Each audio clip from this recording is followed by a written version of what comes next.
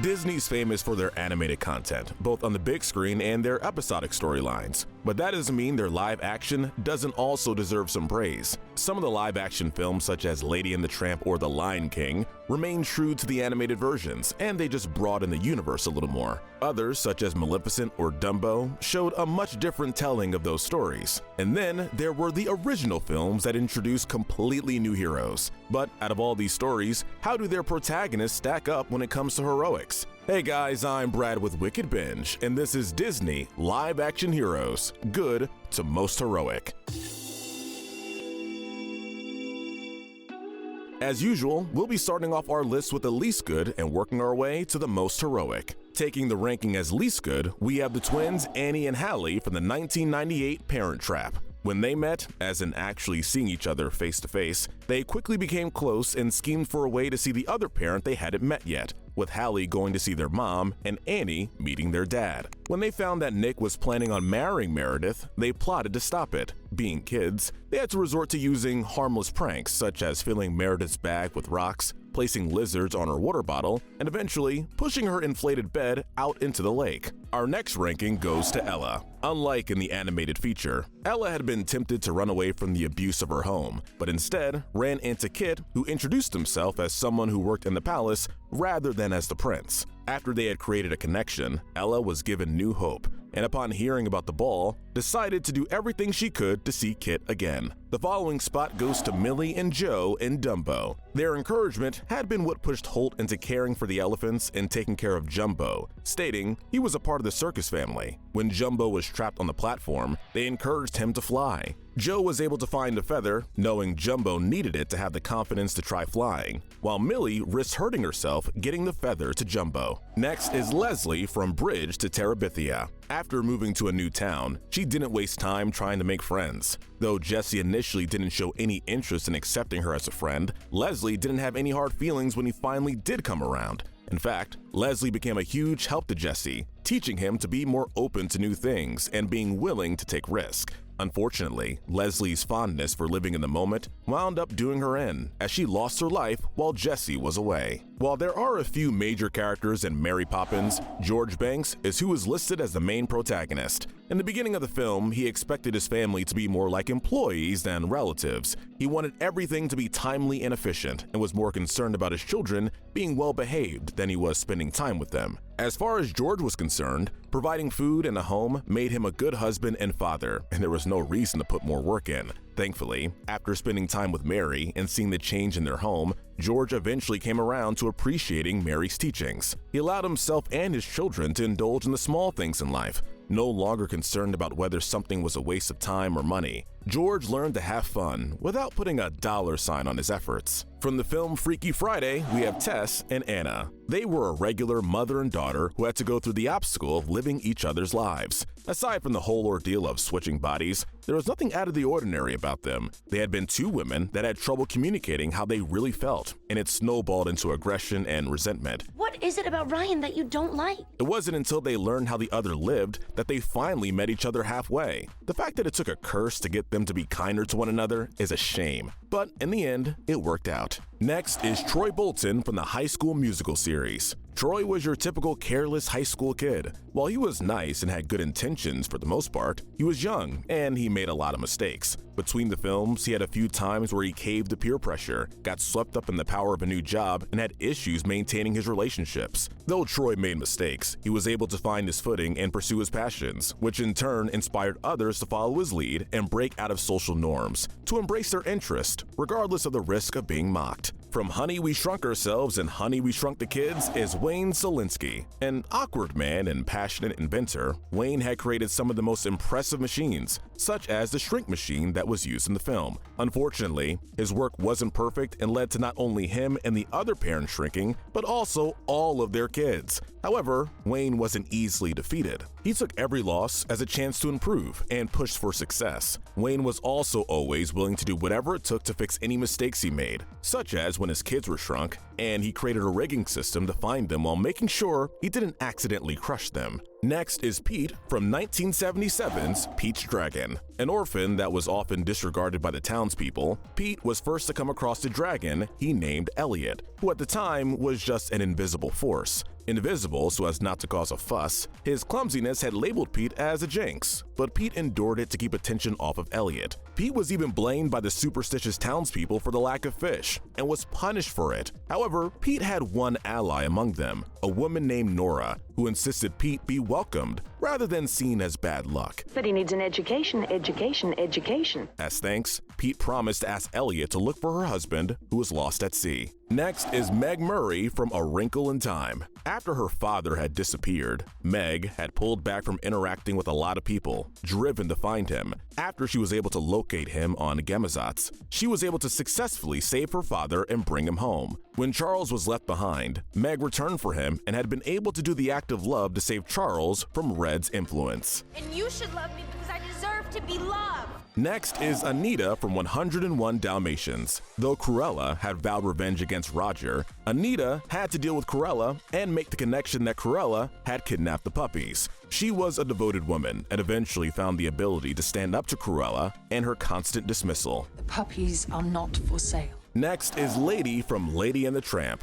Lady was loyal to her owners and happily took on the role of protecting them and the home, especially after their child was born. Her resolve only wavered when under Aunt Sarah's care. Lady felt neglected and was taken to get muzzled. She had confessed that the whole ordeal made her feel like her owners didn't want her anymore, but ultimately decided to return home, feeling she belonged there. When Lulu was in danger from the rat, Lady was the one who initially tried to take it out. When Tramp was being blamed for trying to harm the baby, Lady made sure to get everyone's attention on the now dead rat to save Tramp from punishment. Next, we have Belle. Belle was headstrong and intelligent, refusing to fall back on the norm to make others more comfortable around her. She wanted more for herself and her father, encouraging his work. When he was imprisoned by the Beast, Belle surrendered herself to save him. Though they began their relationship as prisoner and master of the castle, Belle was eventually able to break through to the Beast and broke the enchantment. Next on our list is Simba. At first, he was a carefree cub, but after the death of his father, Simba was effectively chased away from the Pride Lands by Scar and the hyenas.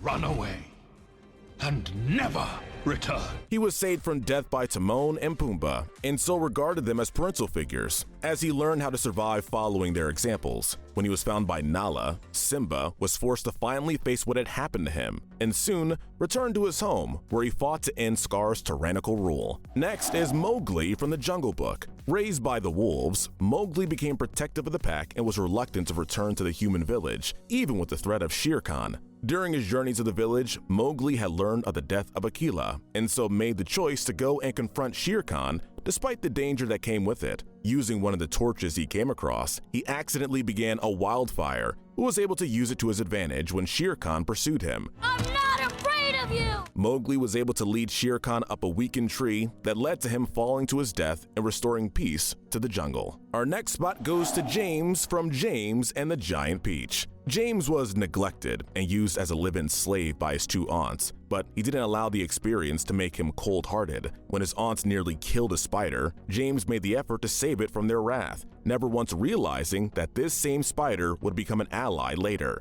He had to become attached to the creatures he met in the Peach, thankful for them protecting him from his aunts and finding a way for him to get to New York City to see the sights his parents had always wanted to. During their voyage, James found a sense of courage and faced a creature that killed his parents in order to save his new friends, as well as broke free of his aunts and their abuse for good. Next is Captain Jack Sparrow from Pirates of the Caribbean. Though Jack could be deceitful and underhanded, he relied on swaying others with his words rather than relying on brute force. Many of his actions towards the beginning of the franchise showed him being selfish, but they also revealed how resourceful he was. It was a skill others such as Elizabeth and Will came to rely on, because it appeared Jack was capable of doing the impossible. The more time Jack spent with people like Will and Elizabeth, the softer he became. Though on a few occasions he was tricked into being offered up to some dangerous situation, his actions led to helping a lot of people. Next is Amelia from The Princess Diaries. In the beginning of the films, Amelia is more reserved, having little interest in interacting with others for fear of being mocked. Once she was told her true role in life, she slowly found the courage to stand up to those looking to hurt her. In return for teaching her all the ways of being a royal, Amelia's bright disposition and vibrant nature led to her winning over many of the people around her and bringing new life to the royal family and all those working for them. Next is Chance, Shadow, and Sassy from Homeward Bound. They are prime examples as to why pets are often too good for their person. Seriously, we don't deserve them. They weren't able to clearly understand their humans, but were always able to pick up on when they were upset or in need, which caused Chance and Sassy a lot of distress when they were left behind on the farm. Shadow had been reluctant to join in their mission to find the kids as he'd been given up by a family before and it left him jaded, but eventually admitted to missing his new owner just as much as Chance and Sassy did. It's time for you to be on your own. Not only did they face the danger traversing the wilderness and prove their loyalty to seeing their humans again, but they were devoted to each other. Next is Inspector Gadget, John Brown. After John was turned into a partially robotic agent, he stayed devoted to the Force. John was a loving and protective uncle who took his niece's input concerning his work to heart. The only thing that could really be said against John is that he was a hopeless klutz and was too oblivious when it came to his job. Yeah, John was well-meaning, but he could be nitpicky concerning small offenses while being completely clueless about other things happening around him. Taking the next spot is the infamous George of the Jungle. George and Ursula first met when he rescued her from a lion, and then on decided to do anything he could to win her over and keep her safe. When Lyle and his henchmen found the treehouse, George tried to stop them from taking Shep, even though it risked his well-being. When Tuki showed up and relayed the message that George was needed back in the jungle, he left Ursula in order to save his home and friends, knowing that it was likely he would never see her again. Next is Jim Evers from the Haunted Mansion. Like George Banks earlier in this list, Jim was very focused on his career, to the point where he missed his wedding anniversary. While Jim had been known to not always be there for his wife and kids, when it mattered, he put his life at risk to save them from Ramsley's wrath. Not many dads are willing to almost be dragged down into hell in order to keep their loved ones safe. Next is Aladdin. Aladdin was short-sighted when he first went about winning over Jasmine. He wished to be a prince, not fully expecting how to cover up his lies once he and Jasmine grew closer. When he eventually came clean, Aladdin's goal went from just winning Jasmine's heart to protecting her from Jafar. Aladdin proved to be capable of taking on the sorcerer and not only rescue the love of his life from the former advisor's wrath, but also the entire kingdom. Next is the heroine of Wonderland, Alice. After running away from an engagement party, she found herself in the land of Underland, a place that she previously thought she dreamed up as a little girl. The more time she spent in Underland, meeting all the people she had thought to be fictional, the more attached she became to them and their safety. Realizing she was the one they had been hoping to save them, Alice stepped up to the challenge to face the tyranny and danger of the Underland. The bronze medal goes to Maleficent. A guardian of the Moors, Maleficent was not someone to cross. After Stefan betrayed her, she had become much more suspicious and calculating, looking to take vengeance on him for not only hurting her, but her home. She eventually became attached to Aurora and saved her life in the first film. I had wings once, they were stolen from me. Later, when Aurora sought out Maleficent's blessing, she warned Aurora against getting involved with Philip due to the damage the royals have caused to the fairies and the Moors. Once believed to be nothing more than a villain, Maleficent proved to be fiercely protective and powerful. The silver medal goes to Jill Young from Mighty Joe Young. Jill didn't have special powers or an army on her side, but she did win the trust and friendship of Joe, a highly sought-after giant gorilla. Jill took her role as protector seriously, not only to save Joe, but to honor the promise she made to her dying mother as a child. Promise me to protect. She dedicated her entire life to keeping Joe safe, the two bonding after both losing family at the hands of poachers all of those years ago. The gold medal goes to Mulan. It's hard to top the woman who took up a sword to not only save her father from dying on the battlefield, but all of China from the hands of the Huns. She was an inspiration to everyone, pushing herself to her limits to be at her best when in combat. With our morality spectrum now complete, let's finish this off by handing out some center medals. Taking the Darwin Medal, we have John Brown. Though Inspector Gadget helped a lot of people by the end of his films, he caused a lot of damage to get to that point. On top of his clumsiness, he was also oblivious when it came to anything around him. The Lust Medal goes to Aladdin.